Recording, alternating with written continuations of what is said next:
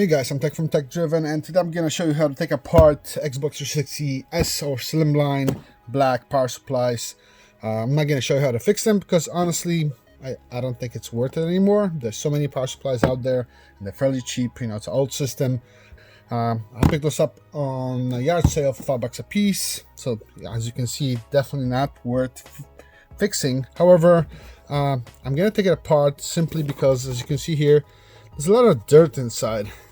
You know, the thing is, usually those power supplies are behind a TV somewhere in the back where a lot of dust accumulates, and that's a place nobody really cleans. See all the dirt? The reason for this is because there's actually a fan located on the side that you connect the main power cable to. There's a fan and to cool the power supply. That's why you don't see that much dirt on the rear, because there's nothing here really. Only on the side that you connect the plug you'll see dirt because there's a fan, and of course all fans attract dust. Before you start on taking it apart, remember, don't plug it in the power. There's possibility of electric shock, so be really careful. If you're not familiar with electronics, perhaps give it to someone who has some experience with fixing or taking apart electronics. But before you even get started, you will need a security key, and this is the set I have for security purposes. This is pretty much a lot of screws that are security screws are one of those. There are, on the maybe newer ones, there are even additional ones, but this pretty much takes care of most of them. So you will need this in order to take apart the power supply. You can get those pretty much anywhere in electronic stores or sometimes in automotive stores. But if not, I'll have a link for you in the description. You can get it on Amazon. They're not that expensive, especially when you have Prime. It shouldn't be like, I'm not even sure, but it's under $10, I believe. And it's definitely something you should have, especially those days. If you're working on any type of electronics, chances are they will have a security screws in them for you not to take apart. So in this case, I know this one has 2 screws on each side of the power supply, and we're gonna take that apart really quick. And of course they have those little bumps, so I used just a small flathead screwdriver just to pop them out, but I'm just gonna go under it so that way it's not visible that I popped it open. See, like what I did here, I peeled it up and I stuck my screwdriver inside the hole to take the entire thing. That makes it a little easier to take off. Really tiny screwdriver. You look for the hole, pop it out. That way when you look at the top, you don't see any holes. Just double check, make sure it works. Yep. So it is Torx number 10, but with a security. That means there's a small hole right there, if you can see it, that actually allows this to go in. So what you want to do is take out the 4 screws,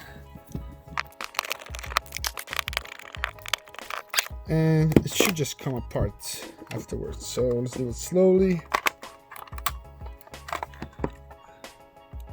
You see here, don't rip it apart, there's actually components here. So wow, it's actually clean.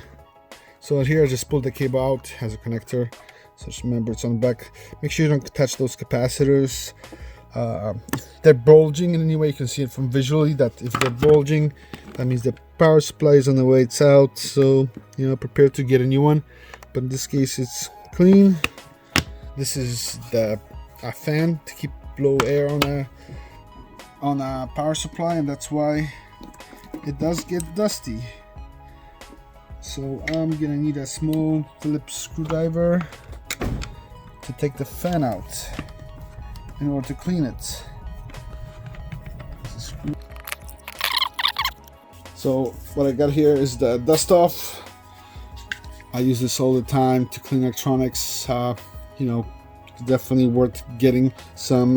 Usually the most efficient way to buy them is in pack of 6.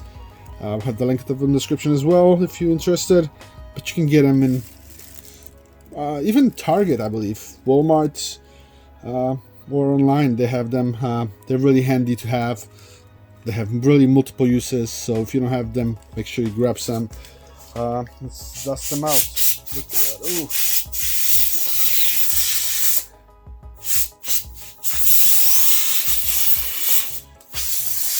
Ideally, probably you want to do this outside, but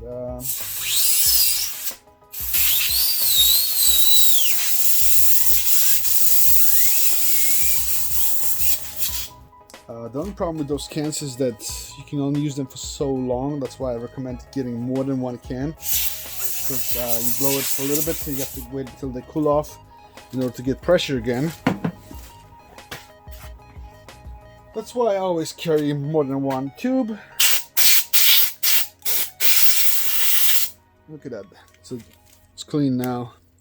We can go back and reinstall it.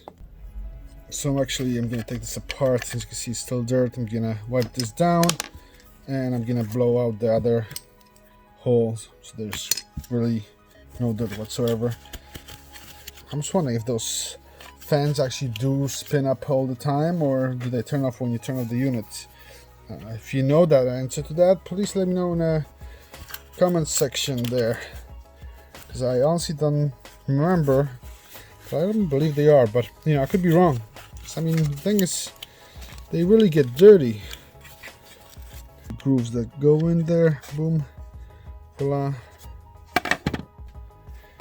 It would also help you have Q-tips, just so you can really get in the holes there. Good. So now that we cleaned it, I'm gonna dust off this really quick. Alright, so we want to put back the fan now. So this is where, remember, the hole we will clean. Here we go. Put back the screws. It does help when you have a magnetic tip on your screwdriver. If you don't, all you gotta do is run it through a magnet and it'll become magnetized. Holy crap, this is hard. Ugh. No, I'm gonna start off with a bigger one. Screw you, small screw.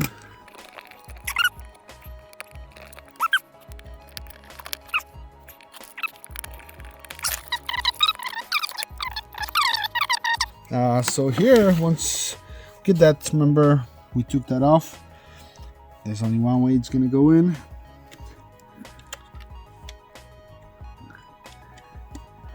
So if you're ever wondering why your power supply is making noise, it's because there's a fan in there. Put it back in, closed. We gotta put our 4 screws back in there.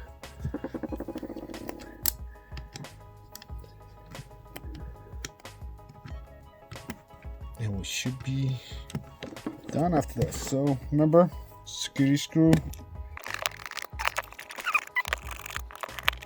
All right, now we can put our legs back in. So sometimes what happens here, let me show you. They're tied to a plastic here. This is what's really holding. Sometimes they do snap off from here. It's not a big deal if they do. Remember, we can always use glue. The one I'm using most of the time is the clear, transparent E600 glue. I think it's the best just because it's not solid, it's more gooey, so especially when you need to take something off, you're not going to break it because it will just peel off. Definitely highly recommend this glue.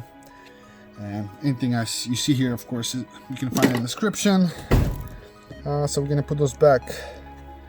Oops, see like this one is slightly ripped off and automatically doesn't sit properly, so we're going to use glue for this one. They should just pop back in if you haven't broken the plastics off. Go, make sure they don't come off. Boom, we got a clean power supply. I hope you find this useful. Don't forget to subscribe.